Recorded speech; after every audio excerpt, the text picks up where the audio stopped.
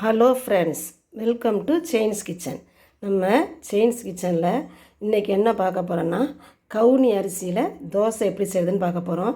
அதுக்கு நம்மளுக்கு தேவையான பொருள்கள் பாருங்கள். இந்த டம்ளரில் 1 டம்ளர் கவுனி அரிசி, அதே டம்ளரில் 1 டம்ளர் இட்லி அரிசி, அதில் அரை டம்ளர் உளுந்து, 1 டேபிள் ஸ்பூன் வெந்தயம், அதில் 2 டேபிள் ஸ்பூன் அளவுக்கு பச்சரிசி. இது எல்லாத்தையும் ஒன்றா போட்டு ஒரு 4 மணி நேரம் நல்லா ஊற வச்சுட்டு அதுக்கப்புறம் நம்ம ஆட்ட போகிறோம். பாருங்கள், எல்லாத்தையும் நல்லா ஒன்றா கலந்து நல்லா 2 தடவை தண்ணி ஊற்றி கழுவியாச்சு. இப்போ இதில் நம்ம நல்லா மூழ்கிற அளவுக்கு தண்ணி ஊற்றி ஒரு 4 மணி நேரம் நல்லா என்ன செஞ்சிடணும், ஊற வைக்கணும். ஊற வச்ச பிறகு தான் நம்ம ஆட்ட போகிறோம். மாவு நல்லா ஊறிச்சு. ஊறின பிறகு இந்த டைம் எல்லாத்தையும் ஒன்றா போட்டு நல்லா நைஸாக ஆட்டிடுவோம். ஆட்டி எடுக்கும்போது பார்ப்போம். மாவு நல்லா நைஸாக ஆட்டிடுச்சு. இப்போ அந்த மாவுக்கு தேவையான அளவு உப்பையும் அதிலே போட்டு ஆட்டிட்டு இதை பாருங்கள் பார்ப்போம். நல்லா நைஸாக ஆட்டியாச்சு. வலிச்சு கொஞ்சம் புளிச்ச பிறகு நம்ம தோசை வேண்டியதான். இப்போ மாவை நம்ம வலிச்சிடலாம். பாருங்கள், மாவு நல்லா புளிச்சிருச்சு. தோசை சுட தயாராக இருக்குது. இது அப்படியே கிண்டி நம்ம அப்படியே நல்லா தோசை சுட வேண்டியதுதான். இந்த தோசைக்கு தொட்டுக்க ஒரு அருமையான தக்காளி சட்னி சேர்த்து செய்ய போகிறோம். அதுவும் எப்படின்னு நம்ம பார்ப்போம். நம்ம கவுனி அரிசி தோசைக்கு ஒரு தக்காளி சட்னி அடுப்பில் அடை சட்டி வச்சு காய்ஞ்சோன்னு இந்த 1 ஸ்பூன் கடலைப்பருப்பு போட்டு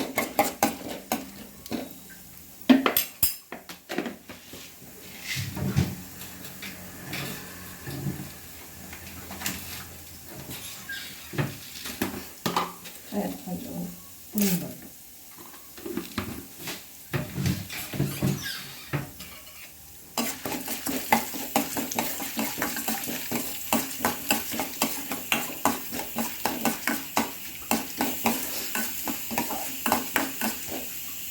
பருப்பு மணி 2 பல்லாரி வெங்காயம், 2 தக்காளி கட் பண்ணியிருக்கு, 4 வத்தல், 2 புல் பூண்டு எல்லாத்தையும் போட்டு அரைக்கிற வேண்டியது.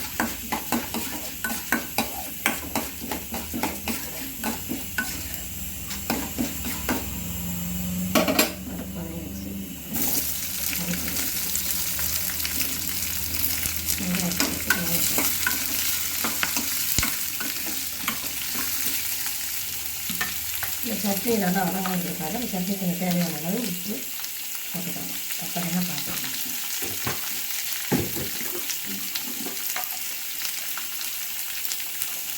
கொஞ்சம் மேலே பெருங்க.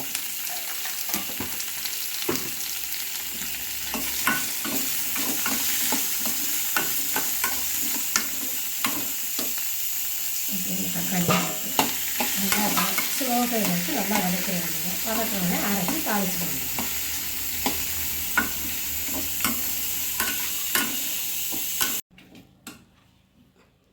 அந்த சட்னி நல்லா வதக்கியாச்சு. நல்லா ஆறின பிறகு நம்ம நல்லா மிக்சியில் அரைச்சிட்டு தாளிச்சிடலாம். அவ்வளோதான். அதுக்கப்புறம் தோசையும் சுட்டு 2ம் தொட்டு சாப்பிட்டா நல்லா டேஸ்ட்டாக இருக்கும். அடுப்பில் தோசைக்கல்லை போட்டாச்சு. நல்லா காஞ்சிச்சு. இந்த தோசை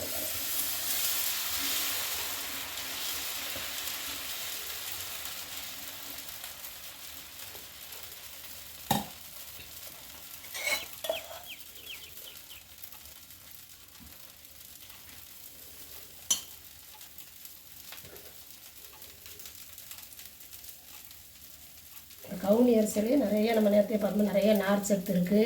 அதுக்கப்புறம் சர்க்கரை நோய்க்கு ரொம்ப நல்லது. இது கொலஸ்ட்ராலையும் நம்மளுக்கு நல்லா கட்டுப்படுத்தும்.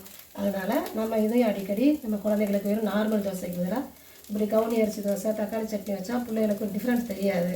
இந்த மாதிரி நம்ம சுட்டு கொடுத்து தானியங்களை சேர்க்கும்போது குழந்தைங்களுக்கு உடம்புக்கு ரொம்ப நல்லது.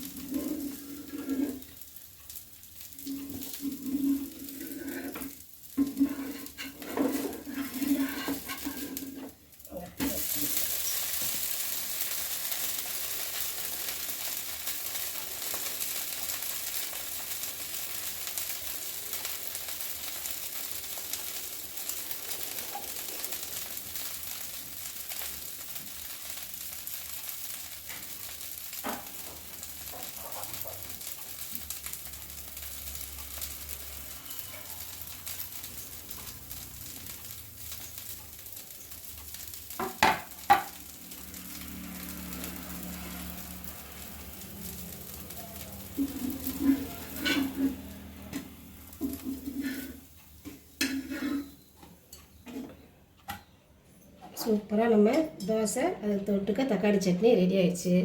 இதை நம்ம வச்சு சட்னியில் தொட்டு சாப்பிட்டோம்னா அவ்வளோ சூப்பராக இருக்கும்.